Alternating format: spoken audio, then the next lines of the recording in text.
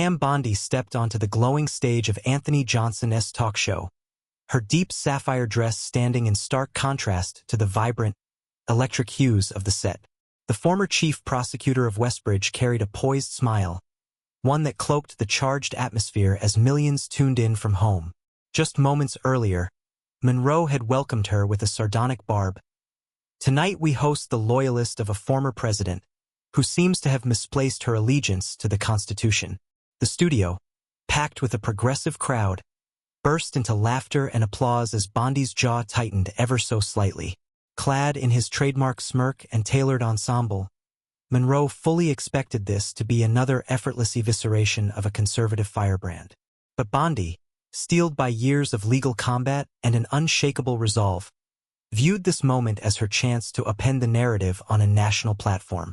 She hadn't come to be a late-night punching bag. She came to fight back.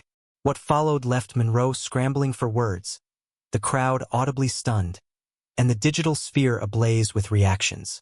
This wasn't merely a misstep in an interview. It marked the moment Pam Bondi turned the tables on one of television's most commanding liberal voices. But before we unpack this stunning exchange, be sure to like this video and subscribe for more riveting political confrontations and untold stories from behind the velvet curtain of American discourse. Overhead lights bathed Anthony Johnson in a cool brilliance as he delivered his signature monologue, pacing with theatrical energy and landing quip after quip aimed at right-leaning figures. The 59-year-old host had carved out a niche in political satire, evolving from his early cable days into a household name trusted by a vast liberal audience. Tonight, his show was trending as usual and his swagger filled the room. And now, Monroe announced, his voice tinged with ironic anticipation, "Let me introduce our guest. She once held the top legal office in Westbridge, defended the former president during his initial impeachment trial, and most recently raised alarms about supposed anomalies in the 2020 election. Please welcome, if you must, Pam Bondi." The crowd's applause was laced with murmurs and a few scattered boos as Bondi emerged. At 56, she bore the confidence of someone who had argued landmark cases and led complex legal initiatives. Her golden hair framed a calm, unreadable face as she walked into what many on the right had dubbed a progressive stronghold. Bondi wasn't simply a partisan voice. Her legacy included aggressive action against trafficking and narcotics before she shattered a glass ceiling as Westbridge's first female attorney general. More recently, she had voiced concerns about electoral processes, making her an easy target for satirists like Monroe. The stakes loomed large for both participants. For Monroe, this was another opportunity to lampoon Trump's defenders and energize his ideological base before the approaching elections. For Bondi, this was a rare opportunity to stand her ground on a platform historically unfriendly to her views. Conservatives everywhere were watching, waiting to see if she would withstand the pressure or become another casualty of the comedian's razor-sharp wit.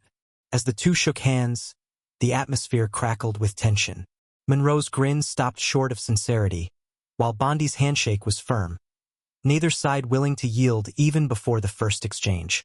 "Pam, thanks for stepping into what I believe your camp calls enemy territory," Monroe said, lifting his fingers in mocking air quotes. The crowd chuckled, sensing the game begin.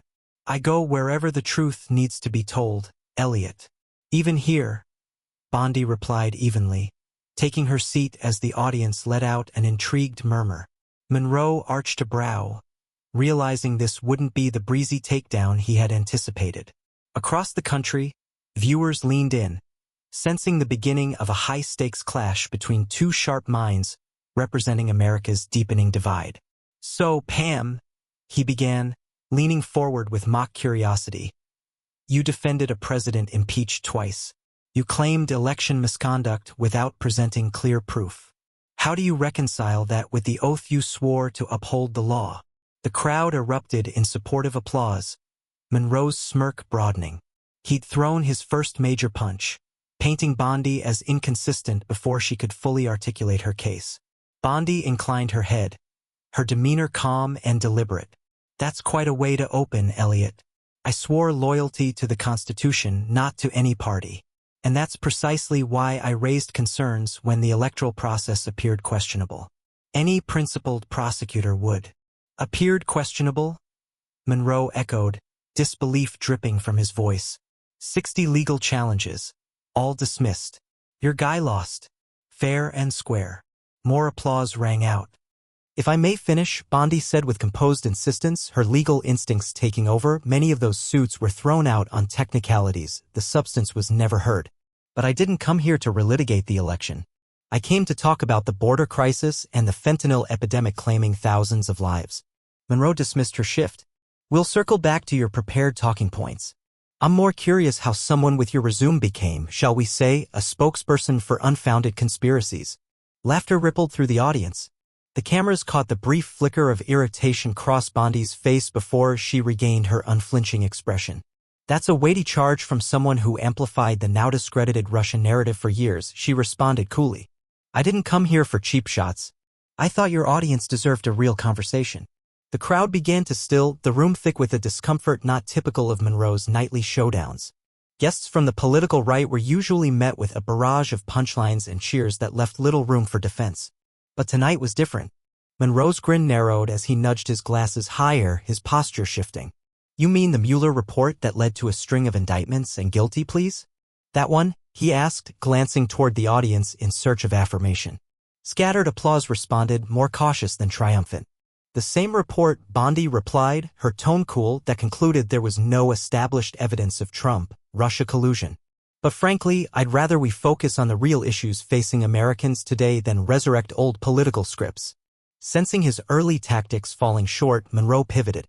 All right then, let's talk about your recent media appearances. You've been on several networks suggesting the Harwood administration is intentionally failing at the southern border.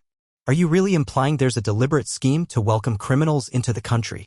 It's hardly a conspiracy when it's playing out in broad daylight, Bondi said, her voice firming with conviction. I've been to the border. I've stood with agents whose hands are tied by policies crafted in Capitol Heights. This isn't about politics, it's a humanitarian emergency and a national security threat. Monroe leaned in, his voice sharpening. And your solution is what? Build a wall and tear apart families in the process. That's a gross mischaracterization and you know it, Bondi retorted, sitting taller in her chair. No one's calling for family separation. What we want is lawful immigration and functional border enforcement. The current chaos benefits no one, not citizens, not legal immigrants, and certainly not the vulnerable being exploited by trafficking networks. The studio air grew denser with tension. Monroe's usual rhythm, confident, biting, uninterrupted, was clearly offbeat. He glanced down at his notes, then took a riskier swing, one designed to wound. It's curious, he said with a sly tone, that you brand yourself as a paragon of integrity, yet there were questions about a $25,000 donation from Trump's charity to your campaign. Right around the time your office declined to pursue fraud charges against Trump University. Strange timing, don't you think? Gasps rippled through the crowd, followed by an eruption of applause. Monroe leaned back, clearly expecting a decisive blow. The cameras zoomed in, catching a flicker of unmistakable ire flash through Bondi's eyes. The room fell into a sudden, uncertain hush. Offstage, producers exchanged wary glances. This was the kind of moment that usually left right-leaning guests flustered or floundering. But Pam Bondi didn't flinch. She inhaled slowly, then fixed her gaze on Monroe. I was hoping you'd bring that up, Elliot, she said, her voice now composed steel. Let me clarify a few things your research team seems to have overlooked. She held up one finger. First, the contribution in question was made to a political committee, not to me personally. It was entirely legal and fully disclosed. Second, the decision not to move forward with a case against Trump University came from veteran prosecutors in my office. That decision was based on jurisdiction. New York was already handling the matter. Bondi leaned in, voice calm but cutting. But while you're implying impropriety over a transparent, lawful donation, you've had curiously little to say about the foreign millions tied to the Harwood family. Why the selective outrage, Elliot? The audience, until now reliably reactive, fell quiet again. Monroe's shoulders shifted slightly, the edge of his performance giving way to visible unease. This isn't about the Harwoods tonight, he muttered, attempting to wrest control back. No, it's about standards, Bondi replied, her momentum building. You invited me here, questioned my ethics, accused me of breaching my oath, all while ignoring ethical concerns tied to those on your side of the aisle. That's not journalism. That's theater. She reached into her folder and retrieved a small stack of documents. And since you brought up Trump University, she continued, why don't we take a look at the millions funneled into the Roland Foundation while their namesake held the office of Secretary of State? Countries with dismal human rights records sent large sums. I brought the receipts. Would you care to examine them now? She held up the pages. The camera caught Monroe's face reddening slightly, his prepared notes suddenly looking irrelevant. This wasn't the defensive scramble of a cornered guest. Bondi was on offense. We'd have to verify those claims before airing them, Monroe said, attempting a casual tone but sounding tentative. They're drawn from public records and mainstream outlets, the same sources you just used to question my integrity, Bondi answered, her delivery smooth. I get it, though. Holding Democrats to the same scrutiny might require more preparation. The audience stirred again, unease now overtaking amusement. This wasn't the spectacle they had anticipated. They were witnessing their host being challenged, not with emotion or evasion, but with precision. Monroe, grasping for balance, tried to pivot. All right, let's shift to your recent criticisms of the Justice Department's handling of. Happy to discuss that, Bondi said, cutting in with unshaken poise. But your audience noticed you changed the subject as soon as inconvenient facts hit the table. That's the problem in our discourse today, double standards. Truth doesn't depend on which side you're on. Behind the cameras, Monroe's producer was gesturing frantically from the shadows, drawing a finger across his throat, the unmistakable signal to cut the segment short. But Monroe, a veteran with decades in broadcast, knew better than to bail mid-conflict. Ending abruptly now would only underscore his discomfort. All right, fair enough, Monroe said, the reluctance clear in his tone. You're arguing that there's a double standard. But surely you'd admit that Trump and his supporters have used language that's torn the country apart. Divisive, like suggesting that half the nation is a threat to democracy? Bondi responded, raising a brow. Or divisive, like branding political dissenters as enemies of the state. Because those weren't Trump's words, they came from the current administration. She pressed on, not waiting for a reply. The American public is exhausted by the hypocrisy. They're watching inflation eat away at their paychecks, violent crime surge in urban centers, and a border crisis that's compromising their communities. Yet instead of solutions, they're scolded, told their concerns are ignorant, exaggerated, or bigoted. The camera caught a flicker of something unusual, audience members even in this traditionally liberal enclave nodding. People are smarter than our political elite believe, Bondi continued, her voice gaining momentum, tempered yet fiery. They see when media figures like you spend entire segments deriding one political side while shielding the other from any scrutiny. They notice when legitimate questions are branded conspiracies until they're quietly confirmed months later. Monroe, now visibly uneasy, glanced at the clock on the wall. We're nearly out of time, he muttered. Convenient, Bondi replied with a knowing smile. But before we wrap, let me offer your viewers something to think about. You don't have to agree with me to recognize that a healthy democracy relies on principled debate and fair standards. When we demonize those with different views, when we shift our rules depending on the politics involved, we all lose. Silence blanketed the studio. It was rare on the stage for such stillness to descend. Even those ideologically opposed to Bondi couldn't deny what had just happened. She had entered unfriendly terrain and earned something more valuable than applause, respect. As the camera swept across the audience, the expressions said it all, wide eyes, slack jaws, and a handful of hesitant nods. This wasn't the easy ideological dismantling they had anticipated. This was something else entirely. Monroe, ever the professional despite the discomfort tightening his posture, managed to close the segment. Well, Pam Bondi, you certainly came ready tonight, he said, his attempt at charm strained. I respect your viewers enough to bring my best, she replied, her smile disarmingly warm, yet unmistakably triumphant. That's one thing we should all be able to agree on, the people deserve our best, regardless of party. As the show cut to commercial, the studio sat frozen for several seconds before applause finally broke out, some earnest, others reluctant, but all undeniably real. Politics aside, the audience had witnessed something rare. Anthony Johnson, stalwart of late-night commentary, had just been outmaneuvered on his own turf. Within minutes of the segment airing on the East Coast, the internet lit up. Clips of Bondi's poised dismantling of Monroe's talking points began flooding every major social platform. The hashtag Bondi turns the tables surged to the top of the national trending list, with conservatives hailing it as the most satisfying 5 minutes on television this year. One viral moment, Bondi declaring Americans are tired of the hypocrisy, was reposted over 50,000 times in the first hour. Influential pundit Daniel Clark tweeted, Pam Bondi just gave a masterclass in confronting hostile media. Calm, focused, impossible to rattle. Every GOP guest should study this. Even voices on the left couldn't ignore the impact. Progressive journalist Kevin Torres posted, "Politics aside, that was rare." A guest entered an antagonistic space, refused to flinch, and countered every attack with facts and clarity. This is what media literacy looks like. By dawn, the ripple effects were undeniable. Networks across the spectrum took notice.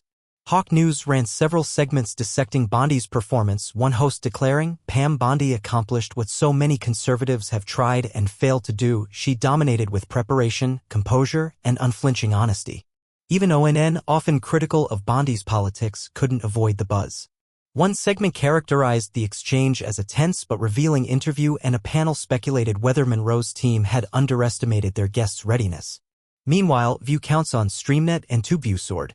The official Late Forum channel's video of the encounter was quickly becoming its most viewed of the year. The comments told their own story. "Didn't agree with her politics, but she earned my respect." Monroe got out-debated on his own show. This was not the takedown we expected. Backstage at the Late Forum's production offices, emergency discussions were already underway. Sources later revealed that staff were urgently re-evaluating how they prepped for confrontational interviews. One insider reportedly remarked, "We've never had a guest flip the script like that. It disrupted the whole format." The morning after the interview aired, Pam Bondi's phone was inundated with calls. Requests for interviews poured in from networks across the ideological spectrum, while her social media following surged by more than 100,000 overnight. Conservative advocacy groups and political campaigns swiftly reached out with offers for keynote appearances, now viewing her as a compelling communicator capable of delivering their message even under hostile scrutiny. 3 days later, former President Donald Trump weighed in via Liberty Voice, his personal social platform. Pam Bondi just showed the world how to deal with corrupt media. She's smart, fearless, and doesn't back down. We need more warriors like her fighting for truth and for our country. The post was shared thousands of times within minutes. But this wasn't just a viral moment, it sparked a movement. Republican communication coaches began incorporating the Bondi interview into their training seminars. One congressional candidate told Eagle News, "I watched that exchange half a dozen times and took detailed notes. That's the model: calm, fact-based, and strategic. No anger, no retreat." Behind closed doors, Democratic operatives voiced concern. One strategist, speaking anonymously to Capital Weekly, warned, "If the GOP starts sending out more figures like Bondi instead of predictable soundbite conservatives, shows like Monroe's stop being safe spaces. We've relied on these formats to shape narratives for younger demographics. That could change fast." The following week, Monroe briefly addressed the segment at the top of his show. "Last week, we hosted former Westbridge Attorney General Pam Bondi for a rather lively exchange," he said with a forced chuckle. "We stand by the questions we asked, but we also believe in hearing from different perspectives.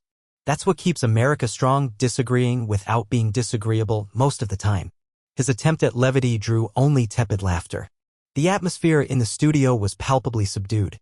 Meanwhile, producers and guest bookers for late-night programs across the industry began reconsidering their approach to conservative guests. One unnamed showrunner told the New York Ledger, "The Bondi effect is real. Before we greenlight a guest, we're asking, could this be another Bondi situation? No host wants to lose control of the narrative like that again." For viewers at home, it meant something deeper than a viral moment. In an age of polished spin and scripted media dynamics, what they had seen was something raw and rare, an unfiltered exchange that punctured the protective bubble of partisan performance. A month later, national ratings data told a revealing story. While the Late Forum saw a temporary ratings spike due to post-viral curiosity, numbers among independent voters dropped nearly 15% in subsequent weeks. Focus groups conducted by polling firms found a shift in perception. One participant summed it up, "I can't unsee how he tried to shut her down. It made me question how many voices are being dismissed just because they don't fit the host's worldview." Bondi, for her part, leaned into the momentum. Her appearances discussing border enforcement, public safety, and the synthetic opioid epidemic began reaching audiences previously unreceptive to conservative voices. When asked repeatedly about her viral appearance, she would redirect the conversation. "That was one night on television," she told one interviewer. "What matters far more is what families across the country are facing every day and how we respond to those realities." 6 months later, the moment had entered academia. Journalism schools across the country used the interview as a case study in high-pressure discourse. A professor at Ashfield University told her media ethics class, regardless of ideology, this is the gold standard for interview preparation. Bondi succeeded not just because she was articulate, but because she anticipated every challenge and answered with precision. That's how real communicators operate. The legacy of that single appearance stretched far beyond the bounds of a studio or a trending hashtag. It became a template for how to bridge divides without shouting, for challenging dominant media narratives, and for demonstrating that calm truth-telling could still resonate in an era dominated by applause lines and ideological echo chambers. But for Pam Bondi herself, the moment's greatest impact wasn't viral notoriety or political capital. It was proving that conservative voices could thrive not by mirroring outrage, but by showing discipline, command, and grace. As she told a group of law students during a campus address at her alma mater, the truth doesn't need volume or fury. It needs courage. And it needs someone willing to speak it even when the room isn't on their side. In a fractured political landscape, America had witnessed something all too uncommon, a genuine exchange that transcended ideology and reminded a nation of the power and necessity of principled debate. If you found this breakdown of the Monroe-Bondi face-off insightful, make sure to like this video and subscribe for more in-depth analysis of political moments the mainstream skips. Hit the notification bell so you never miss content that challenges the narrative and highlights the truth-tellers regardless of the backlash. Drop a comment below with your suggestions for future political showdowns you'd like us to cover.